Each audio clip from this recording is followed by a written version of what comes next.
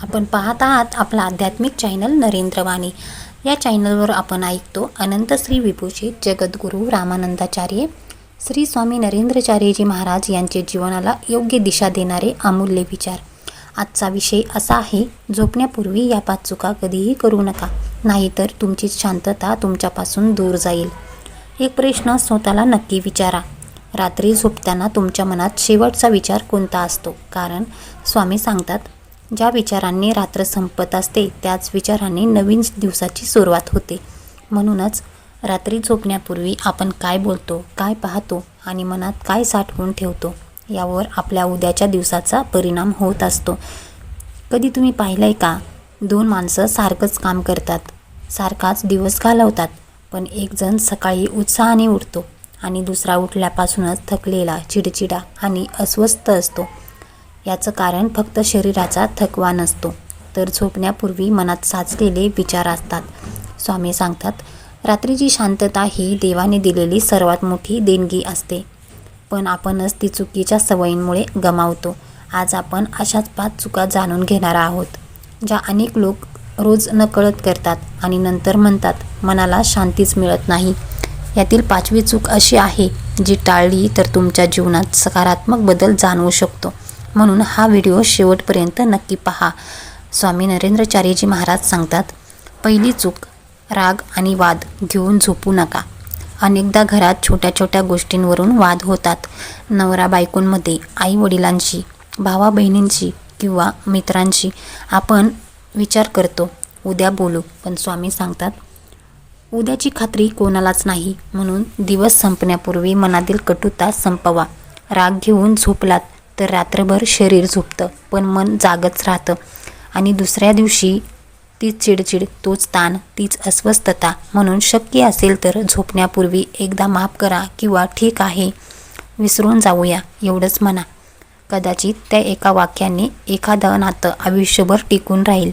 दुसरी चूक, नकारात्मक विचार मनात ठेवू नका. स्वामी सांगतात, रात्री झोपण्यापूर्वी माझ्याच नशिबात दुःख आहे, माझ्याकडून काही होणार नाही, मी संपलो असे विचार मनात ठेवू नका. कारण मनाला तुम्ही जे सांगता तेच मन खरं मानायला लागतं. त्याऐवजी देवाचं नाव घ्या आणि स्वतःला एकच वाक्य सांगा, आजचा दिवस जरी कठीण गेला तरी उद्याचा दिवस नक्की चांगला असेल. स्वामी सांगतात, आशा कधीही सोडू नका, कारण अंधार कितीही दाट असला तरी सूर्योदय थांबत नाही. तिसरी चूक, झोपण्यापूर्वी कोणाचाही द्वेष करू नका. स्वामी सांगतात, काही लोक दिवसभरात घडलेल्या गोष्टी मनात साठवून ठेवतात. त्यांनी माझ्याशी असं का बोललं, तिने माझा अपमान केला का, हे विचार रात्रभर मनात फिरत राहतात. पण स्वामी सांगतात, दुसऱ्याचा द्वेष करताना सर्वात जास्त त्रास स्वतःच्या मनालाच होतो. म्हणून झोपण्यापूर्वी एक निर्णय घ्या, ज्यांनी वाईट केलं त्यांचा विचार देवावर सोडा आणि स्वतःच्या मनाला शांत करा, कारण शांत मनातच देवाचा वास असतो. चौथी चूक, मोबाईल पाहत पाहत झोपू नका. आज अनेकांची सवय झाली आहे झोप येईपर्यंत मोबाईल पाहायचा. कधी व्हिडिओ, कधी सोशल मीडिया, कधी नको त्या बातम्या, आणि मग अचानक मोबाईल बाजूला ठेवून झोपायचं. पण एकदा स्वतःला विचारा, झोपण्यापूर्वी शेवटची आठवण देवाच्या नावाची असते की मोबाईलच्या स्क्रीनची? स्वामी सांगतात, दिवसाची शेवटची आठवण जर देवाची असेल तर मन शांत होतं, आणि दिवसाची शेवटची आठवण जर चिंता किंवा गोंधळाची असेल तर मन रात्रभर अस्वस्थ राहतं. म्हणून झोपण्याच्या काही मिनिटं आधी मोबाईल बाजूला ठेवा, 2 मिनिटं शांत बसा, देवाचं स्मरण करा आणि त्या दिवसासाठी मनापासून कृतज्ञता व्यक्त करा.